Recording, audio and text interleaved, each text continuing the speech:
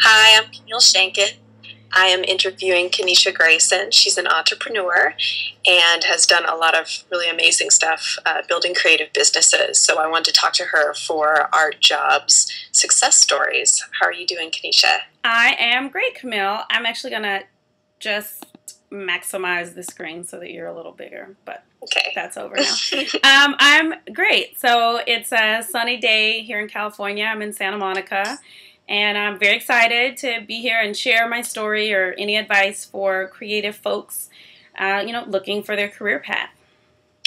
Well, my first question actually has to do with your web-based businesses, because I know that this is an arena and a job choice that a lot of creative folks are thinking about going into. So you started Crazy Girl Nation in May 2009, and you started The Art of Applying after you graduated from Harvard Business School in May 2010.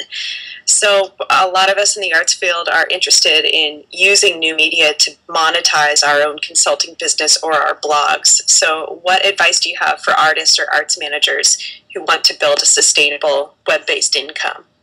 Yeah, so the first thing I would say is to not necessarily think of your blog as blog equals money. Try and think of your blog as a live, dynamic, kind of like business card or portfolio for whatever your creative expertise is.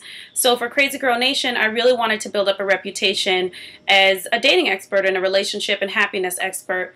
And so, instead of trying to put up on my blog immediately, okay, I'm doing dating coaching and I have all this stuff for sale. Not anything necessarily wrong with that, but first I wanted to actually show my skills and my talent, so I just wrote a lot. When I first started Crazy Girl Nation, I didn't have a fancy web design. I didn't hire anyone to design it. I just kind of threw a blog up onto the internet and started to write every single day. And with that consistency and that content that I built up, I started to gain a following and people who trusted what I was saying because what I was saying was resonating with them and it was being published pretty regularly. A lot of people, when they start a blog or let's say an online-based venture, they get discouraged because at first no one's paying them any attention, but that's because there are just so many blogs out there and so many of them are extremely fleeting.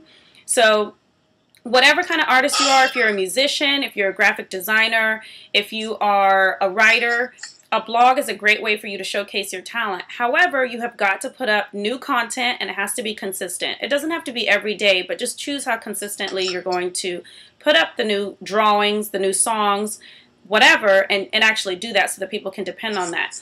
And so it may not be that your blog itself makes you money, but that people find you through your blog for other opportunities. And you have this great history to show, that you are legit and experienced and been doing this. So now I can say, I've been writing about dating. At this point, it's 2011, it's almost May. So now I can say I've been writing about dating for 2 years. And it's not even that I've been paid very much money. I've been paid occasionally to do it. But it doesn't matter that I haven't been paid for that. I was making money with The Art of Applying, and I was also in school. But I have now this kind of authenticity, this legitimacy, because I've been doing it for this amount of time. So it starts with the product. Yeah, and I mean, it's actually a great thing for artists because what artists love to do, no matter even if you are really into theater, management, whatever, is artists love to create. They don't really like to worry about where's the money going to come from. I would advise artists to not worry about where the money is going to come from, but to actually have some thought and some strategy around how can I make money from this. But the beautiful thing is artists love to create. So create first, and then once you have a canon of work that you have created, then think about how you're going to monetize it. A lot of times we get kind of caught up because we create and then we're like, okay, let's sell it. And then if people don't buy it, you feel discouraged. You don't want to create anymore. And I actually take a lot of inspiration from like rappers. And I like rap music, but not any more than the next person. But, kind of in the South or probably all over America, but I'm from the South, rappers, they don't go to a record company and say, give me a record deal, and then they create the songs. They create the songs first, sell them out of the back of their car, get a following, and then take that to a record company and try and get a deal from that. And so I know a lot of times writers want a book deal before they write the book, or they want a freelance writing job at a magazine before they write. But the beautiful thing about the internet is you can put your own work out there and let the people speak for you and say that it's good and help you then go to more established outlets to get paid.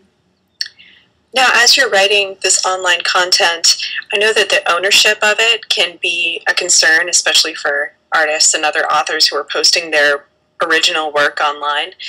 Have you taken steps with either of your websites to prevent others from pirating the content that you've written? Yeah, so, as a business school student, I'm embarrassed to say that I haven't. I haven't trademarked things. I haven't copyrighted things. It says copyright on the bottom of my pages, but that's the kind of copyright that any layperson can put on something that they create. I haven't filed any paperwork with LegalZoom, and I definitely advise that you do that. However, I think sometimes, because we're in a creative field and we're artists, we think that there's you got to protect a lot of your work, or people are going to steal it from you. People are going to steal your book idea and turn it into the next, Twilight or whatever. And it was my idea but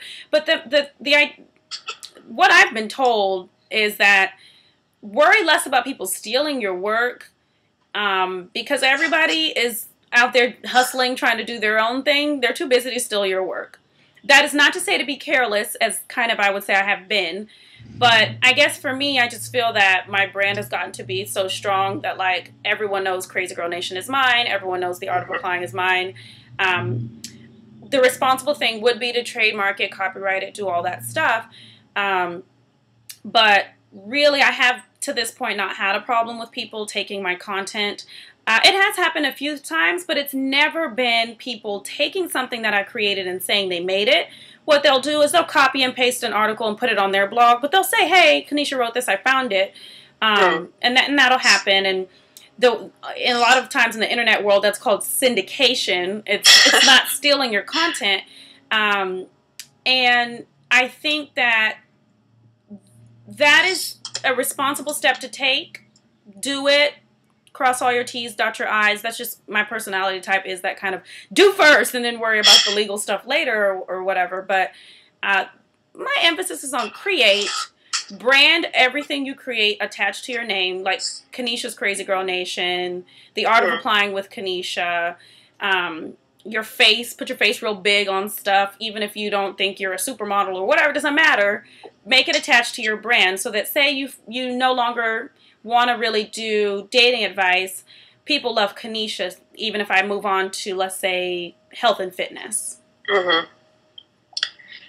So your consulting business, The Art of Applying, we haven't talked a lot about it, but it helps people who are going through the college and graduate school applications process. Mm-hmm. So speaking as an applications expert, what skills do artists have that they can apply to their resumes, their cover letters, and their interview processes?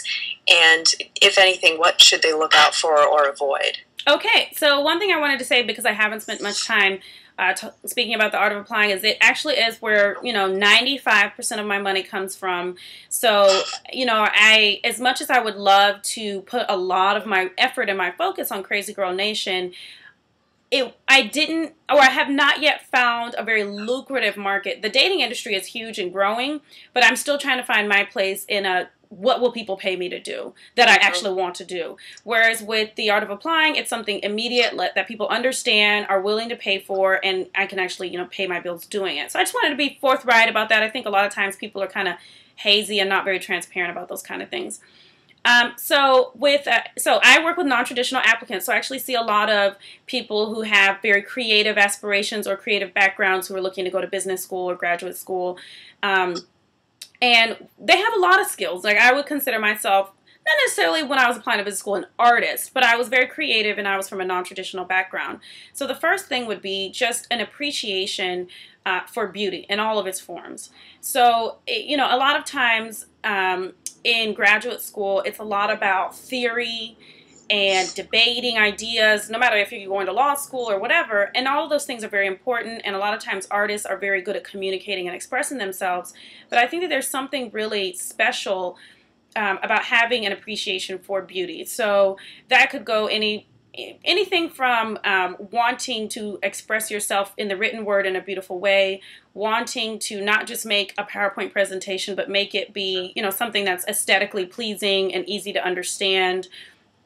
I think another thing that artists and creative people have when they're doing, so their, you know, their application just going on the beautiful thing could actually turn into, make it a piece of art. I know that sounds corny, it's an application to school, but a lot of times graduate schools have a flexible piece in the application, either an optional essay or blank sheets of paper or even your interview, and use that opportunity to shine, whatever is your strength as an artist. So, you know, if possible, if there's a way for you to kind of submit your work as a part of your application, do so. Don't send in things that they specifically say, please don't send tapes or please don't send manuscripts. But if there is some way for you to showcase your talent, do so.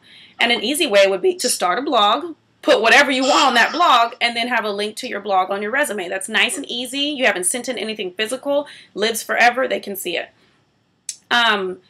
Things that you said, things that applicants should watch out for: comparing yourself to other people, comparing yourself to other artists, and especially comparing yourself apples to oranges with people who don't even have creative pursuits. I think that, for example, I'd really like to kind of persuade artists who are thinking they want to go to graduate school. I like to persuade them to get a management degree like you have. And because I think that there is, you know, it's one thing if you know, I'm an actress and I want to be an actress.